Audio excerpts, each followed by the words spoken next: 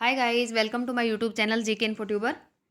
Friends, हम English literature की series में एजेस पढ़ रहे हैं और हमने कर लिया है रेस्टोरेशन एज तक, जहां एज ऑफ ड्राइडन ख़त्म हुई है। उसके बाद में हमारी नेक्स्ट एज स्टार्ट होती है ऑगस्टन एज। ऑगस्टन एज का हमारा टाइम पीरियड रहता है, वो हमारी 1700 तक ख़त्म हुई थी। 1700 से लेकर के 1750 तक हमारा जो टाइम पीरियड रहता है वो ऑगस्टन एज का रहता है। इसको हम दो पार्ट में डिवाइड कर सकते हैं। इससे आगे जो रहेगी हमारी 1750 से लेकर के और 1799, वो हमारी एज ऑफ इनलाइटनमेंट या डॉक्टर सैमुअल जो जॉनसन हैं उनके नाम पे भी है, एज ऑफ जॉनसन भी उसको हम कह सकते हैं। तो ये दो पार्ट में डिवाइड है, दोनों पार्ट में अभी करवा दूंगी। छोटी छोटी हैं दोनों एजेस और इंपॉर्टेंट राइटर और उनके वर्क्स हैं मैं अभी बता दूंगी। उसके बाद हम धीरे धीरे बाद में इनको डिटेल से पढ़ेंगे।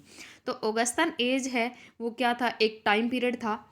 कब था वो 18 सेंचुरी के आसपास, first half of the 18 century. 18 century का मतलब 1700 लेके 1750 तक।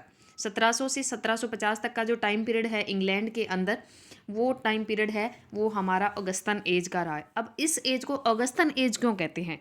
क्योंकि जो इटली के राजा थे, जो ऑगस्टस जो राजा थे इटली के, तो वहाँ जो इटली के जब वो राजा बने थे तो उस टाइम पीरियड में जो लिटरेचर लिखा गया था इटली के अंदर, उस लिटरेचर की नकल है वो इस एज के हमारे जो राइटर हैं वो कर रहे थे।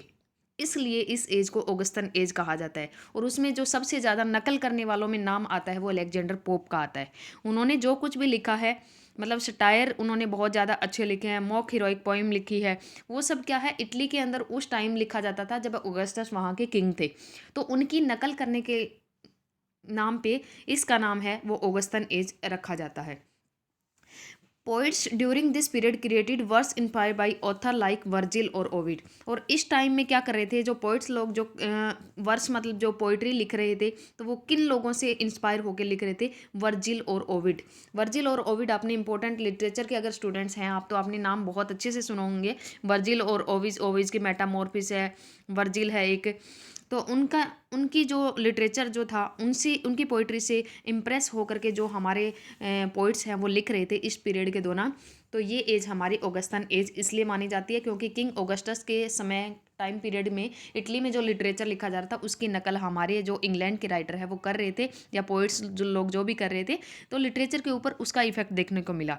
तो जैसे जैसे रेस्टोरेशन एज हमारी ख़त्म हुई, तो मैंने आपको बताया था कि जेम्स सेकंड के जो बेटी और दामाद थे विलियम थर्ड और उनकी बेटी मैरी है, उनका शासन चल रहा था। तो वो उनका शासन है वो 1702 तक चला। और उसके बाद में क्या हुआ, 1702 के बाद में जो किंग जेम्स है, जो जेम्स सेकंड है, उनकी जो दूसरी बेटी, एक बेटी थी इनकी मैरी और दूसरी बेटी थी इनकी एनी। तो उस एनी का शासन है वो स्टार्ट हो गया 1702 से लेके। तो 1702 से लेके 1714 तक करीबन वो सत्ता में रही। और उसके बाद में जॉर्ज जॉर्ज फर्स्ट आए, जॉर्ज सेकंड आए। जॉर्ज फर्स्ट आए वो 1714 से 27 तक रहे। उसके बाद जॉर्ज सेकंड आए किंग बन करके, वो 1727 से 60 तक रहे। तो इस तरह आगे इनका रूल चलता रहा। और इस टाइम में क्या हुआ, कुछ इंपॉर्टेंट घटनाएं भी हुई थी ऑगस्टन एज की। क्योंकि जो लिटरेचर की नकल करने वाले लोग थे उसमें जैसे ऑगस्टन का नाम आता है, ऑगस्टन का इफेक्ट आता है, तो पोप ने इनका इनका नाम सबसे ऊपर आता है। इस टाइम में इंग्लैंड की जो पहली कैबिनेट है उसका भी गठन किया गया था।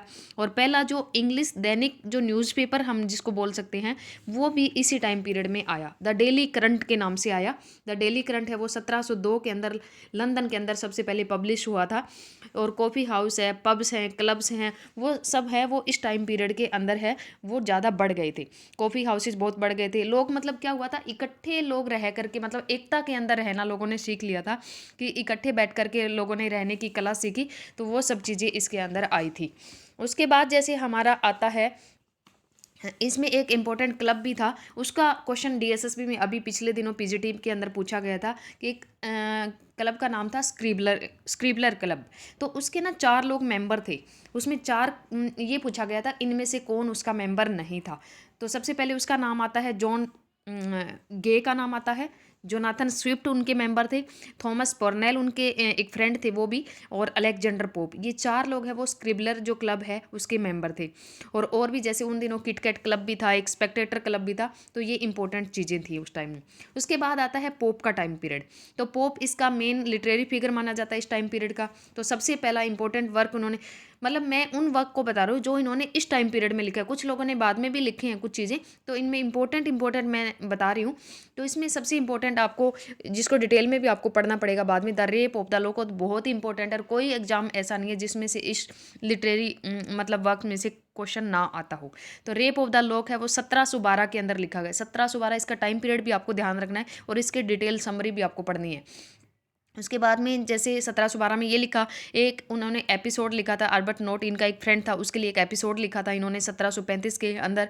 एन ऐसे ऑन क्रिटिसिज्म, ये भी इनका एक इंपॉर्टेंट वर्क है, वो 1711 में लिखा था। उसके बाद आती है जोनाथन स्विफ्ट, जैसे द बैटल ऑफ बुक्स उनका बहुत इंपॉर्टेंट वर्क है, 1704 में लिखा उन्होंने। टेल ऑफ ए टब लिखा उन्होंने।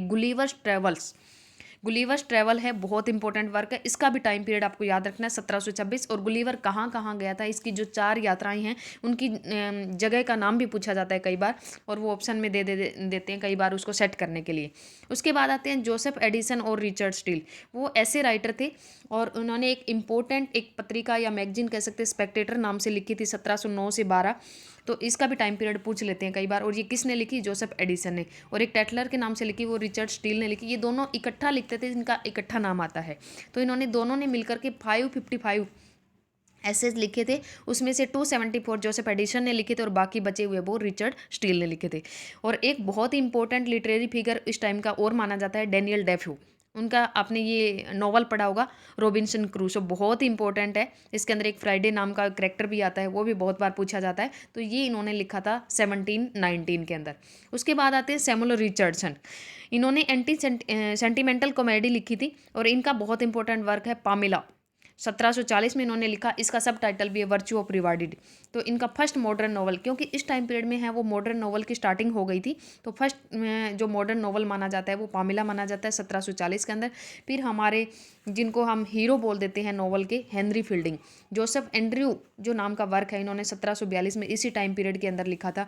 और इस टाइम पीरियड के बाद फिर अलेक्जेंडर पोप है, उनकी मृत्यु हो गई थी 1740 के आसपास। तो इस एज का है वो लगभग समाप्ति दौर आ गया और ये एज है वो समाप्त हो गई। उसके बाद जो आते हैं वो हमारे आते हैं डॉक्टर सैमुअल जॉनसन, क्योंकि जो डॉक्टर सैमुअल जॉनसन है वो 1750 से लेकर 1799 तक की एज के अंदर आते हैं। तो इस जो बची हुई एज है हमारी 1750 से लेकर 1799, इस एज को बोलते हैं हम एज ऑफ सेंसिबिलिटी। मतलब लोग सेंस से लिखने लगे थे, किसी भी चीज़ को सेंस से काम लेने लगे, लोगों ने इकट्ठा रहना सीख लिया, सेंस से बातें करने लगे, रूल्स ऑफ रूल हो गया, ये सब चीज़ें थी। तो डॉक्टर सैमुअल जॉनसन इसके अंदर हावी माने जाते थे, इसलिए एज ऑफ जॉनसन भी इसको माना जाता है। तो ये पोप की डेथ के बाद ही शुरू हुई थी ये एज। और इस एज के जो इम्पोर्टेंट जो लोग थे वो है, जैसे सैमुअल जॉनसन का ही नाम आता है, तो इन्होंने सबसे इम्पोर्टेंट काम क्या किया था, डिक्शनरी लिखी थी। डिक्शनरी जो आई थी हमारी इंग्लिश जो डिक्शनरी की शुरुआत, ये क्वेश्चन भी बहुत बार आता है, डॉक्टर सैमुअल जॉनसन ने लिखी थी। और कब, 1755 में उसका आविष्कार इन्होंने किया था। एक है रिचर्डसन है, आते हैं हमारे सैमुअल रिचर्डसन जिसको बोलते हैं, वो उन्होंने क्लैरिसा और शामिला नाम के वर्क लिखे थे।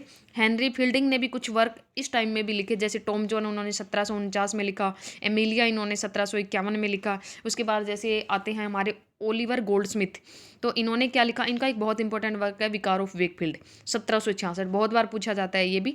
उसके बाद आते हैं थॉमस ग्रे।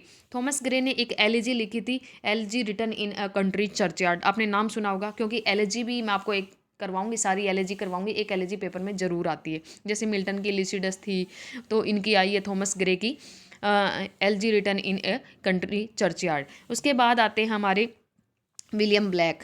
विलियम ब्लैक वैसे तो हमारे माने जाते हैं जो फर्स्ट हमारी जनरेशन है रोमांटिक पीरियड की, लेकिन वो शुरुआत यहीं से कर लेते हैं। तो इन्होंने अपने जो 2 बहुत इंपॉर्टेंट वर्क लिखे थे विलियम ब्लेक ने, सॉन्ग ऑफ इनोसेंस और सॉन्ग ऑफ एक्सपीरियंस। 1789 में इन्होंने लिखा सॉन्ग ऑफ इनोसेंस, और सॉन्ग ऑफ एक्सपीरियंस इन्होंने लिखा 1794 में। और धीरे धीरे फिर ये एज है वो ख़त्म हो गई। और इस एज के आने के बाद हमारी सबसे इम्पोर्टेंट एज आई फिर रोमांटिक एज, जिसको हम शुरुआत मानते हैं 1798 से लेकर के मानते हैं। और औद्योगिक क्रांति जो आई थी हमारी, जो वो भी हमारी इसी एज के अंदर आई थी, एज ऑफ सेंसिबिलिटी के अंदर आई थी, एज ऑफ ऑगस्टन एज के अंदर बोल सकते हैं आप। ज़्यादातर तो इस स्टीम इंजन है उसका आविष्कार भी इसी के अंदर हुआ था, शिपनिंग जर्नी का आविष्कार भी इसी टाइम पीरियड के अंदर हुआ था। तो ये सब चीज़ें, जैसे डेली करंट अखबार है वो भी इसी टाइम पीरियड के अंदर आया था। मतलब ये सब इम्पोर्टेंट घटनाएं हैं कुछ इस टाइम पीरियड के अंदर हुई। तो इसमें मैंने बता दिया है आपको ऑगस्टन एज का टाइम पीरियड 1700 से 1750, और ये एज ऑफ पोप भी मानी जाती है। उसके बाद 1750 से 1799 age of doctor Samuel Johnson, और इसको एज ऑफ इनलाइटनमेंट भी माना जाता है, क्योंकि लोगों के अंदर है वो सेंस भावना, जो फीलिंग्स है वो आ गई थी, और उन्होंने अपने लिटरेचर में इसको दिखाना शुरू कर दिया था। कॉफ़ी है, क्लब्स हैं, पब्स हैं, वो सब चीज़ें इन धीरे धीरे ऑगस्टन एज में बढ़ गई थी। और इसमें एक मैंने आपको बताया है स्क्रिबलर क्लब, और उसके मेंबर कौन कौन से, एक हमारे लेजेंड पोप थे, एक थॉमस गे थे, और एक थॉमस परनेल थे, और एक और हमारे जोनाथन स्विफ्ट थे। तो ये सब लोग हैं वो इस क्लब के मेंबर थे। वो कई बार पूछा जाता है, और बाकी क्लब है मैं धीरे धीरे करवा दूंगी। किटकैट क्लब भी इसी टाइम में आया, स्पेक्टेटर क्लब भी इसी टाइम में आया। तो ये थी हमारी आज की ऑगस्टन एज। नेक्स्ट वीडियो में हम पढ़ेंगे रोमांटिक एज। तो इसके इंपॉर्टेंट वर्क्स और इंपॉर्टेंट जो ऑथर वगैरह हैं वो मैंने करवाया। वैसे तो बहुत सारे हैं, लेकिन इंपॉर्टेंट मेजर मेजर इसके यही हैं, और इन्हीं को हमें आगे डिटेल में पढ़ेंगे, हमें पढ़ना पड़ेगा आगे डिटेल में। तो आज के लिए इतना ही। वीडियो को लाइक कर देना, शेयर कर देना और सब्सक्राइब कर देना। अगर आपको कुछ भी समझ नहीं आता तो कमेंट्स बॉक्स में कमेंट कर देना। Take care, bye bye.